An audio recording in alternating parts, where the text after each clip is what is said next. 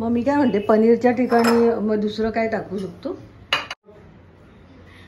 पनीरच्या काय होतं, वेजी आई भाजी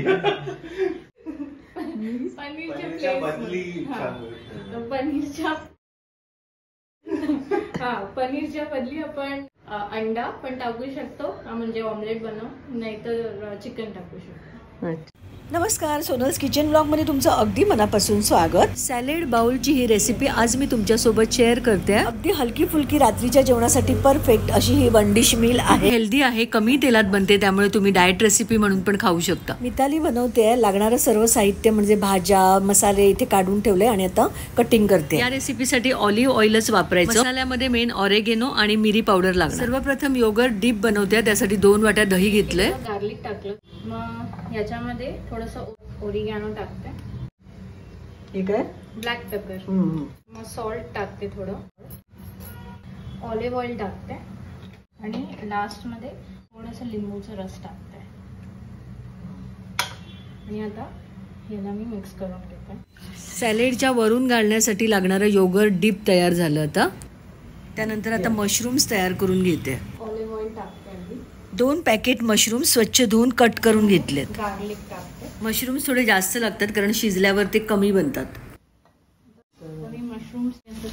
अर्धा चमचा तेलावर ठेचलेला लसूण परतून घेतला आणि त्यावर स्वच्छ धुवून कापलेले मशरूम्स घातले.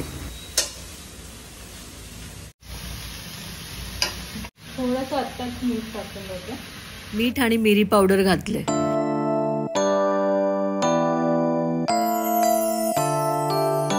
पाणी सुटले मशरूमला ना. हो. एवढ्याच पाण्यात मशरूम शिजवून घ्यायचेत. यात पण थोडं ऑरेगेनो घातलं. बस तेवढंच टाकायचं. हो. आता फक्त हे पूर्ण पाणी सुकून जाणार. याला काढून सर्व पाणी आटल्यावर मशरूम्स एका भांड्यात काढून ठेवले. त्यानंतर आता राजमा तयार करून घ्यायचा. गार्लिक टाकते. ऑलिव्ह ऑइलवर चॉप गार्लिक परतून घ्यायचं आणि त्यानंतर त्यावर राजमा घालायचा. रात्रभर पाण्यात भिजवत ठेवला होता आणि नंतर कुकरमध्ये शिजवून घेतला. थोडं जास्त शिजला गेलाय, इतका शिजवायचा नाहीये, दाणे राहिले पाहिजे. मीठ घातलं. म्हणजे आता दुसरे मसाले पण टाकते. थोडीशी लाल मिरची, जिरा पावडर, धणे पावडर, याला मिक्स करून घेते. आता तयार राजमा बाउलमध्ये काढून घेतला. ब्रोकोली बॉईल करायला ठेवले. ब्रोकोलीचे तुकडे 5 मिनिटसाठी शिजवून घ्यायचे फक्त. दुसऱ्या गॅसवर कुकरमध्ये भात शिजायला ठेवला. आता त्याच कढाईमध्ये अगदी थोडंसं ऑलिव्ह ऑइल घातलं. यावर बॉईल केलेले ब्रोकोलीचे तुकडे परतून घ्यायचे. ब्रोकोली जास्त शिजवायची नाही, त्याचा क्रंचीनेस राहायला पाहिजे. ब्लॅक पेपर, यामध्ये तिने ब्लॅक पेपर आणि मीठ घातलंय. 1 मिनिट असं ढवळायचं ना. हो. असं काय मी टाकेन. आपल्याला वाटतं एवढंच आहे, पण तसं काही नसतं, भरपूर त्याला करायला लागतं. ब्रोकोली पण एका भांड्यात काढून घेतली. कुकरमध्ये भात शिजलाय. थंड झाल्यावर त्यापासून हर्ब राईस बनवायचा आहे. आता एका पसरट पॅनवर पनीरचे काप भाजून घेते. गरम पॅनवर हे पनीरचे तुकडे पसरवून ठेवले. पनीरचे असे लांबट आकाराचे तुकडे केले आहेत. वर ऑरेगेनो घालायचंय. थोडंसं सॉल्ट टाकते.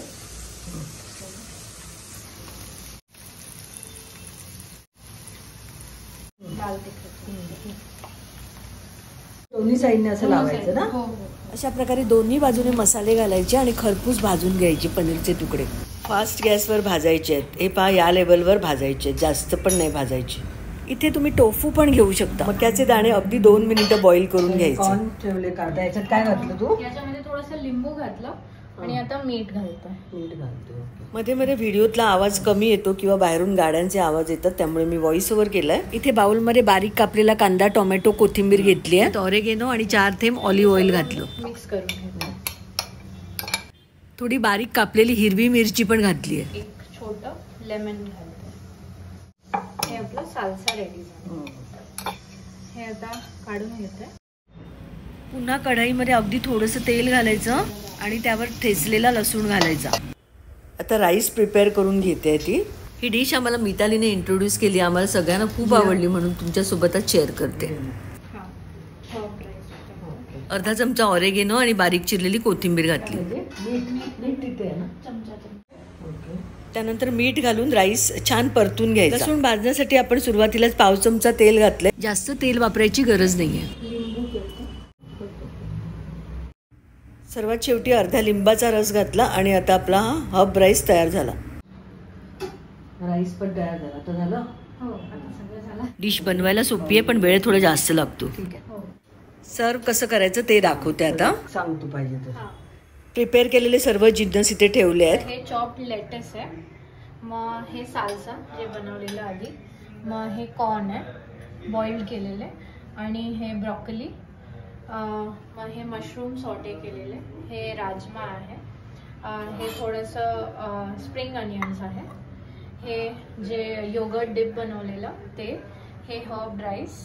आणि हे जे पनीर मसाला लावून केलेलं ते. या बोलमध्ये आता असेंबल करते सगळं आणि बोल बनवते. बरिटो बोल बनवते. थोडं राईस घालून घेते खाली. आता याच्यावर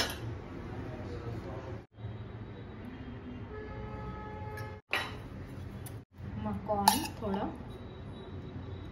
तर ब्रॉकली. हे राजमा असंच ठेवते. मशरूम्स टाकते. कांद्याचा पात. लेट्यूस. पनीर ठेवते. सर्वात शेवटी वरून योगर्ट डीप घातलं आणि आता आपला बाउल तयार झाला. मग मी काय म्हणते पनीरच्या ठिकाणी मग दुसरं काय टाकू शकतो? पनीरच्या ठिकाणी चिकन टाकू शकता. चिकन अंड नाही? अंड पण टाकू शकता. अच्छा. मग ते तू सांग तसं. हा तर पनीरच्या काय होतं वेजी. आई भाजी.